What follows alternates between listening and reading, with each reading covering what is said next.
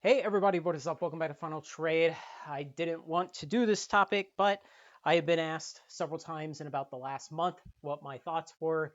I got tired of typing it out, so I'll put it to a video and everyone can enjoy it together. Organic collectability versus manufactured scarcity. And the reason I didn't want to do this topic is I think it's dumb and it's a meaningless distinction and it's mostly just kind of made up. So the idea behind this is that some collectibles have organic collectability. And let's try and give an example, even though I think it doesn't exist. But I will try to give kind of a classic example. Let's say some of those Honus Wagner baseball card, right? The T206, is it? Honus Wagner. Now, these were baseball cards that were printed and inserted into cigarette packages in like the 1910s or 1920s. The reason the Honus Wagner card is so amazingly valuable, so much more than the rest of the T206 cards, is that he didn't think smoking was good. I guess he was kind of ahead of his time, thinking it was probably unhealthy. And so he took issue with the cigarette companies using his image on the cards. He made them stop. And so there were many fewer copies of Honus Wagner on these various types of cigarette cards printed than the other players. That's why it is more scarce and it fetches the highest prices. Isn't it like the highest selling, the highest price sold baseball card ever is I forget. It's definitely up there. So that would be, I guess, an example of organic collectability because you had some events that took place a long time ago and that made it scarce. Manufactured scarcity would be something like the one of one ring, right? I'm even going to draw it because I'm going to come back to this a lot. Here it is. Here's the card, and there's the ring, and here it says 101. There's the 101 ring. That's the best artist rendition. It's probably higher quality than the one they actually printed and held with those grimy white gloves with the black fingertips. So that's the 101 ring, and it's maybe the ultimate recent example of manufactured scarcity. Beanie Babies be another good one. They just kind of would manufacture them for a while, and then they would suddenly stop. And part of their marketing program was you did not know when they would stop producing a particular Beanie Baby, and so it would just suddenly dry up and be difficult, and that kind of created mania around it. Now, the problem with all of this, the problem with this distinction is markets do not care. Markets do not care about this. Markets simply seek to balance supply and demand. And when supply exceeds demand, prices fall. And when demand exceeds supply, prices rise. Markets do not attempt to figure out whether a collectible exists and there is demand for it because of organic collectability or manufactured scarcity. Markets just don't care. And in fact, markets are incapable of caring, and I will go into kind of the data theoretical explanation of why that is. And the reason is markets are data compression algorithms. Stick with me here, it's worth it. Markets are data compression algorithms. So let's take Craig. Here's Craig. Okay?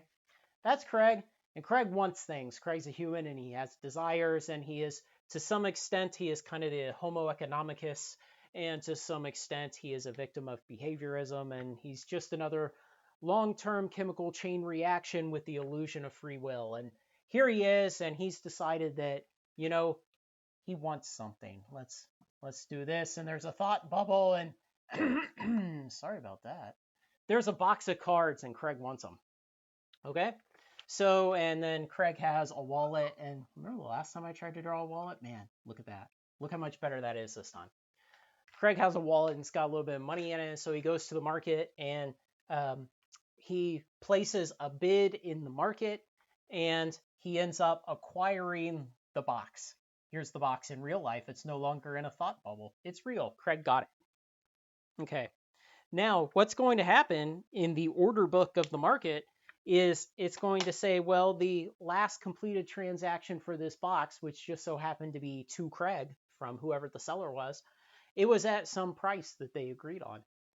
And that's all the market knows. All the market knows is the last price. Now, You can have times where they record things like volume and velocity and price history and things like that. But all of those are close derivatives of the price. The market doesn't know why I wanted this. The market doesn't know what my intention to do with this is. The market doesn't know any of those things. All of that information is lost in the market. And similarly, for all the other buyers competing on the buy side of the order book and all the sellers competing on the sell side of the order book, they all have the asset and they want to sell it. They may want to sell it because they're trying to avoid bankruptcy. They may want to sell it because they're retired and they want to buy a yacht.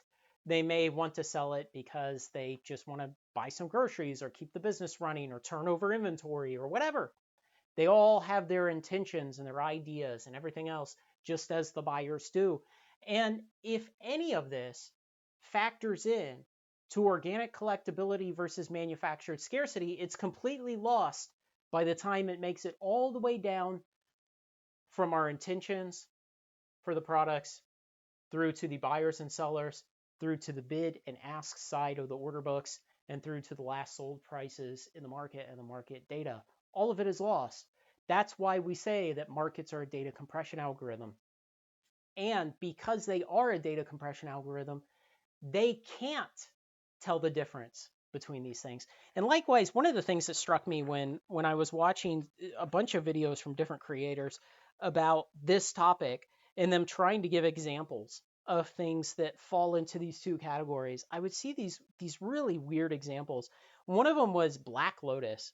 And I saw one person try to claim that Black Lotus has organic collectability, and that the reason Black Lotus has organic collectability is it's about 30 years old, and back when it was printed in alpha and to a lesser extent in beta and revised, um, people sometimes just threw the cards away. They thought, oh, this is just kind of the test print of some weird new game, and so they would throw the cards away. Or nobody had sleeves for their cards back then, so the cards got damaged, and all these things contributed to the fact that today Alpha Black Lotuses are what? Are there any under six figures? I don't know.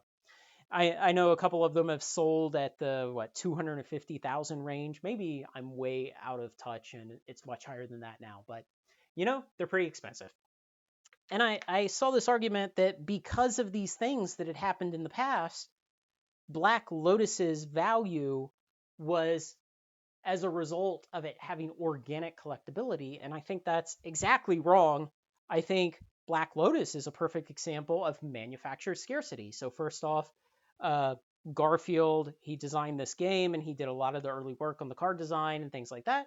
And he and his team created this card, Black Lotus, that was amazingly powerful. And yes, they probably did not quite appreciate how powerful it was and that it would need to be restricted and variously banned in almost every format, and that it was just overpowered. But they created a incredibly powerful card. Now, did they organically create that power, or did they choose in their human brains to create the power for that card? They chose it. Okay. Then they put it in the rare slot of the set. Well, does the rare slot of Magic the Gathering and the configuration of uncommons and commons, and now later on we have mythics and all these other things, is that organic? Is that derived from some aspect of the universe? No, it's manufactured by humans.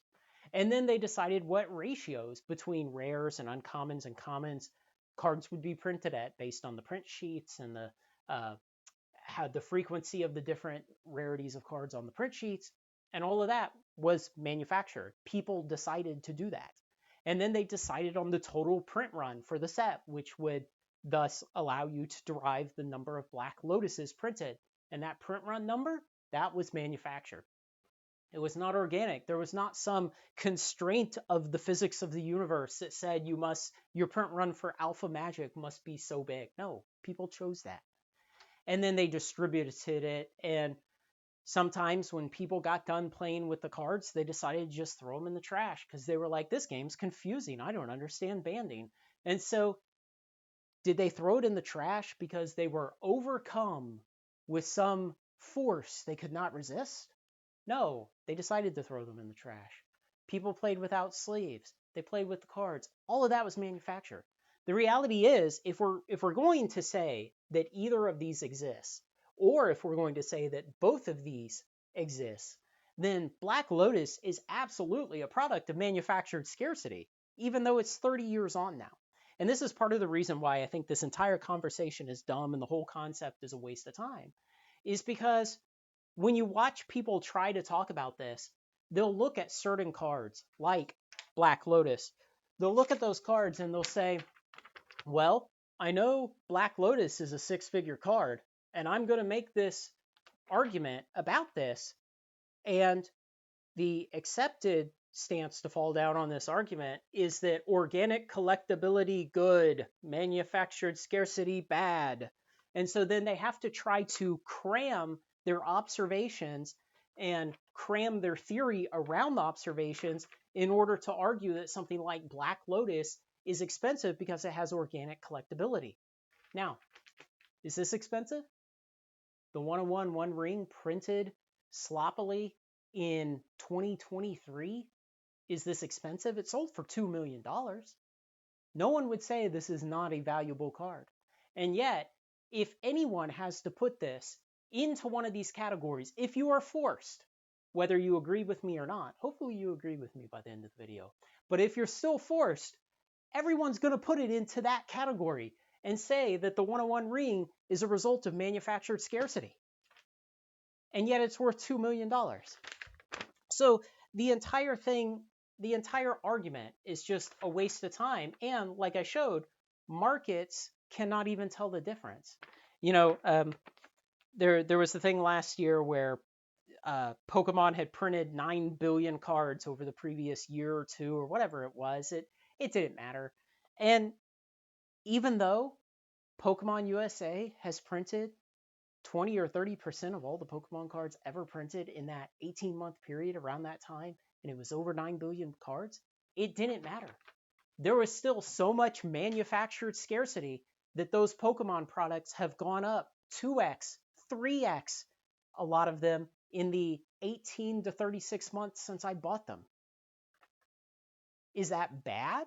Is that bad somehow because some people would say manufactured scarcity is a thing and Pokemon is the result of manufactured scarcity? No, because the market can't tell. The market can't tell the difference. Now, I say one of the reasons, besides markets are a data compression algorithm and they lose all the past information about this stuff. That's one of the reasons. But the other reason markets don't care is that they're just balancing supply and demand. All right, what else do I have on here? Order books turn into the last sold price. Individuals' intent turns into order books long before the intents of the creators happen. Yeah, that's the thing. You know, Richard Garfield made all these decisions that would go on to affect the number of Black Lotuses in the world, and he made them 30 years ago. And all of those decisions have been lost at this point. They're all way, way, way back here. And it only comes down to now somebody wants to buy a Black Lotus, they have some money in their wallet, and they go out and they put in a bid price for one. All of that original intent is gone and lost. So I would encourage y'all to go back if you have a particular a serious stance on this. If you disagree with me, go back and watch some of the other creators' videos about this stuff and really in your mind question what they're saying when they give examples. When they give examples of things like, well, there's 9 billion Pokemon cards printed and you know, the 101 Ring is manufactured scarcity and the Black Lotus is organic collectability. Does any of it matter? Does any of it impair the ability to make money on these products? No. The organization of different collectibles into these two groups by people who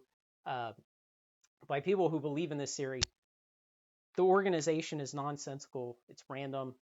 You can easily poke holes into it. They're simply trying to mash the theory around a couple of examples that they see that they feel like they must put into various categories. But again, the market doesn't care. The market sees the 101 Ring and it knows that there's only one of them and is sold for $2 million.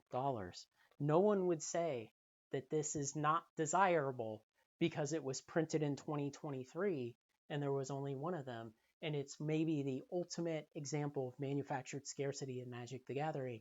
And yet, $2 million. That's why I think this is all nonsense and why I didn't want to really waste time in it. You know,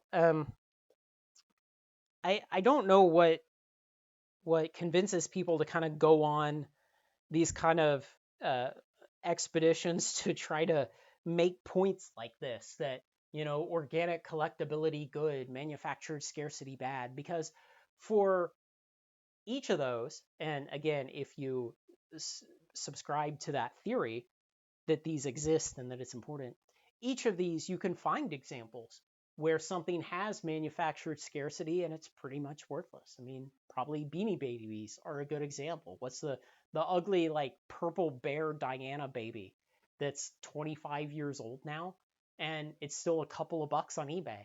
Manufactured scarcity and it's almost worthless. And you can find examples for each of them that are both either worthless or very, very expensive. You can find things in the world that have organic collectability. They're very rare, but nobody cares and nobody collects them.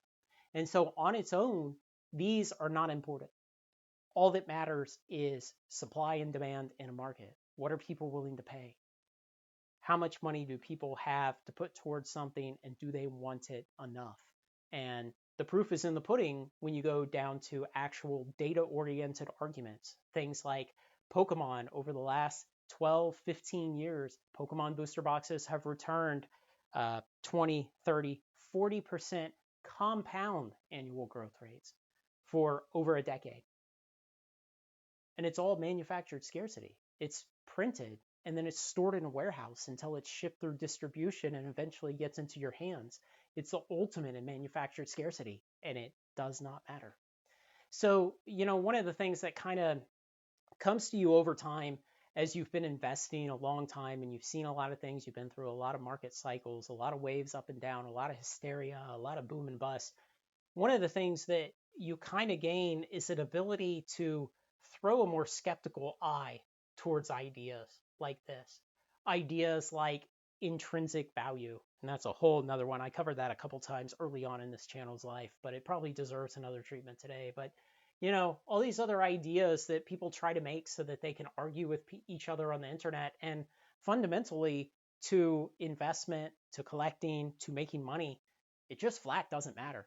Because the dude in Canada who pulled the 101 One Ring, he made $2 million minus whatever his Canadian taxes are.